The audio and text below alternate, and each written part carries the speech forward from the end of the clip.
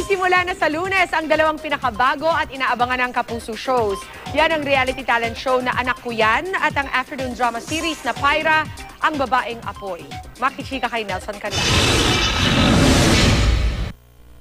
Magsisimula na magpaluha sa Lunes ang bagong afternoon prime series sa Kapuso Network, ang Pyra, Ang Babaeng Apoy. First starring role ng Protégé winner na si Thea Tolentino ang Pyra at isa raw ito sa mga pangarap niyang natupad ngayon. Sinasabi ko na talagang galingan ko kasi hindi naman lahat nabibigyan agad ng ganung opportunity. Nagwo-workshop daw ngayon si Thea para paghahandaan ng proyekto. Sasaba kasi ang Kapuso Teen Gen sa batinding iyakan at paghawak ng apoy sa kanyang role. Magsisimula na rin sa Lunes ang isa pang bagong reality talent show sa Kapuso Network. Kakaiba ang konsepto ng Anak Ko Yan, ang reality show kung saan tandem ang magulang at anak. Sa palabas na ito, makikita raw ang ebidensya ng pagmamahal at pagpapahalaga ng magulang sa kanyang anak sa pagpupunyagi patungo sa tagumpay.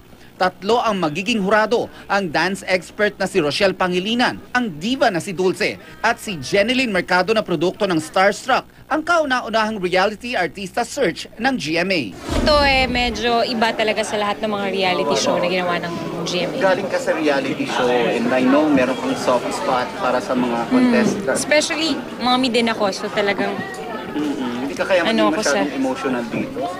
hindi naman siguro. Ano lang ako, medyo nagiging malambot lang pagdating sa mga bata. Nelson Canlas updated sa Showbiz Happenings.